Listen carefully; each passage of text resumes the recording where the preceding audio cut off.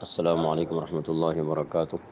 بسم اللہ الرحمن الرحیم، نحمده ونصلی علی رسولہ الکریم، اما بعد فاعوذ باللہ من الشیطان الرجیم، بسم اللہ الرحمن الرحیم۔ وآمنوا بما أنزلت مصدقا لما معكم ولا تكونوا أول كافر به ولا تشتروا بآياتي ثمنا قليلا وإياي فاتقون، صدق اللہ العظیم۔ آج ہم سورۃ البقرہ کی آیت نمبر 41 سے ابتدا کریں گے۔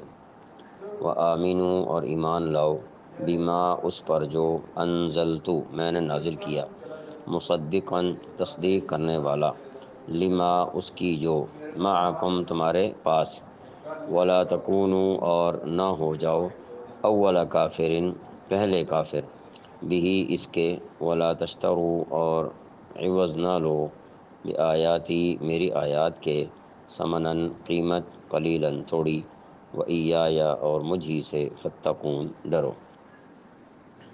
وآمنوا بما انزلت مصدقا لما معکم، اور جو کلام میں نے نازل کیا ہے اس پر ایمان لاؤ۔ تو مراد کون سا کلام ہے؟ قرآن کریم۔ اور جو کلام میں نے نازل کیا ہے اس پر ایمان لاؤ، جب کہ وہ اس کتاب کی تصدیق بھی کر رہا ہے جو تمہارے پاس ہے۔ یہاں اس کتاب سے مراد تورات ہے۔ تو وآمنوا بما انزلت مصدقا لما معکم، اور جو کلام میں نے نازل کیا ہے اس پر ایمان لاؤ، جب کہ وہ اس کتاب کی تصدیق بھی کر رہا ہے جو تمہارے پاس ہے۔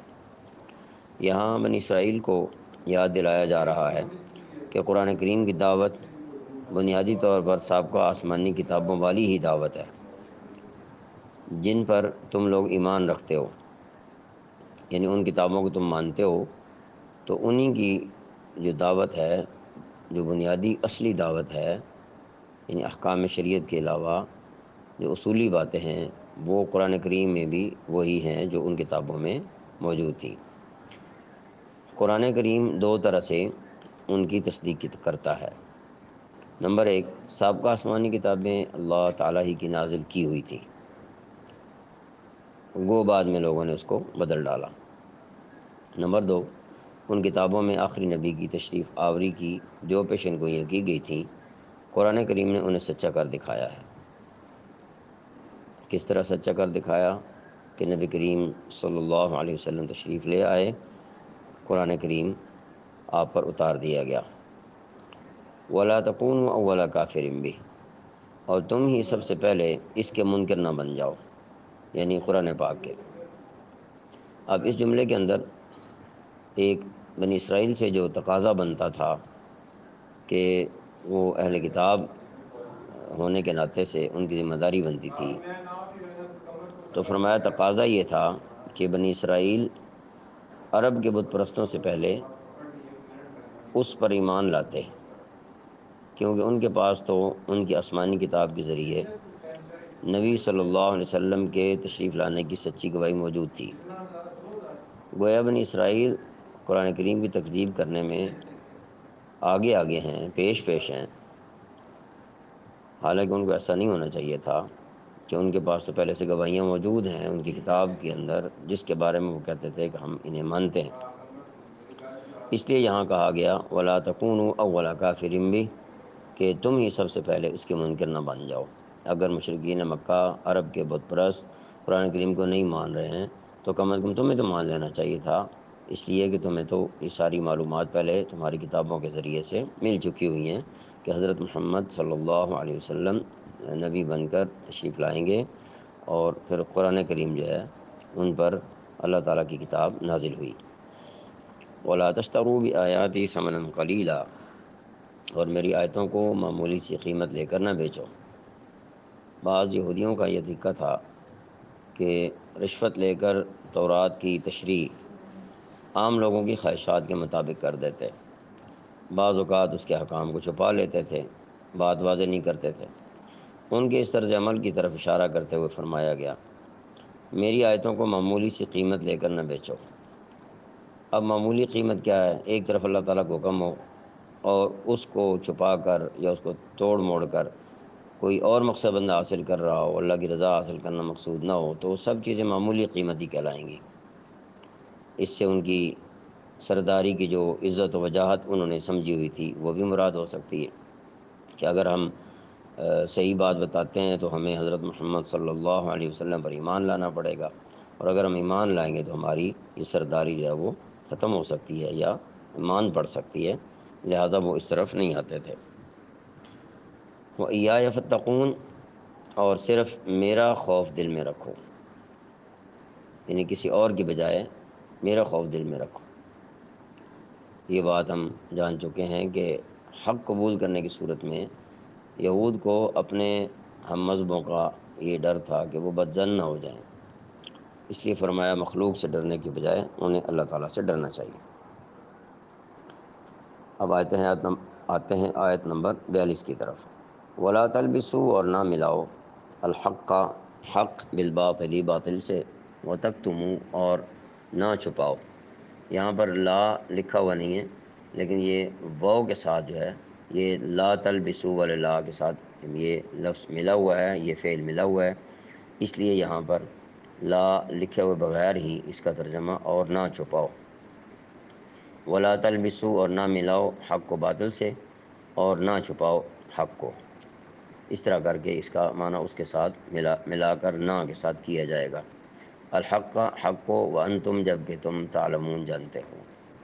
ولا تلبسوا الحق بالباطل، اور حق کو باطل کے ساتھ نہ ملاؤ، یعنی ایک بات کو دوسری بات کے ساتھ، سچ کو جھوٹ کے ساتھ، حق کو باطل کے ساتھ ملا کر نہ پیش کرو، کہ پتہ ہی نہ چلے سچ کیا ہے اور حق کیا ہے، سچ کیا ہے، جھوٹ کیا ہے، حق کیا ہے، باطل کیا ہے۔ تو حق و باطل کے ساتھ گڈ مڈ نہ کرو۔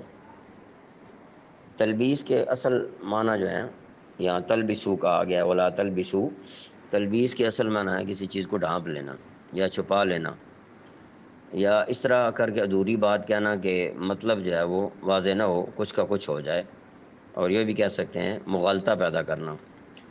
مغالطہ یعنی غلط کا لفظ ہم جانتے ہیں، یعنی ایسی بات کرنا کہ معنی جو ہے وہ واضح نہ ہو سکے، دو طرفہ بات کر دینا کہ ادھر بھی اشارہ جا رہا ہو ایک طرف اور پھر دوسری طرف بھی جا رہا ہو۔ تو اگر ہم غور کریں تو آج کل کے دور میں جو لفظ پروپیگنڈا بولا جاتا ہے، تو یہ بھی شاید اسی کی ایک قسم ہے، مغالطہ دینا، کہ باتوں کو ایسے ملا جلا کے پیش کرنا کہ سمجھ ہی نہ آئے۔ آج کل مغالطے کا تو خیر بہت زیادہ دور ہے، ہر بندہ جو ہے وہ بات کو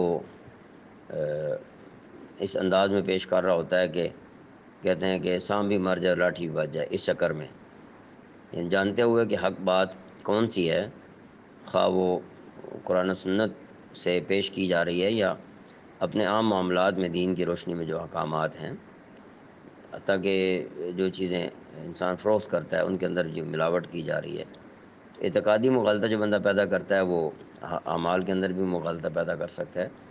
تو یہاں ساری چیزیں اس میں آ سکتی ہیں کہ سچ کو جھوٹ کے ساتھ نہ ملاؤ، صحیح کو غلط کے ساتھ نہ ملاؤ۔ اگر یہ ان کو کہا جا رہا ہے تو اس کا مطلب یہ ہے کہ اگر ہمارے اندر اس طرح کی عادات ہوں تو ہمیں بھی اس کی اصلاح کرنی چاہیے۔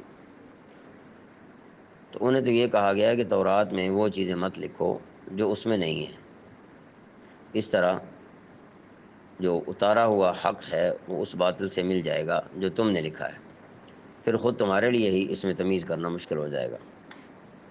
پھر فرمایا وَتَكْتُمُ الْحَقَّ وَأَنْتُمْ تَعْلَمُونَ، اور نہ حق بات کو چھپاؤ، یعنی حق بات کو نہ چھپاؤ جب کہ تم اچھی طرح جانتے ہو، یعنی حقیقت سے تم واقف ہو۔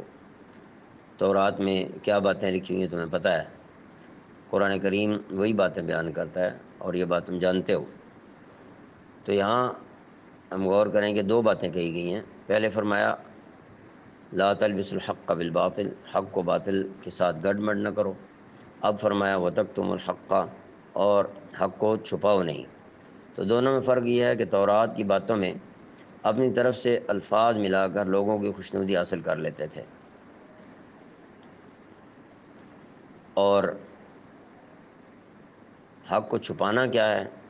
حق کو چھپانا یہ تھا کہ عام لوگوں کو یہی کہتے کہ ہم تورات میں حضرت محمد صلی اللہ علیہ وآلہ وسلم کی تعریف نہیں پاتے، یا فلاں حکم تورات میں ہم نہیں پاتے، تو اس طرح کر کے بات کر دیتے تھے۔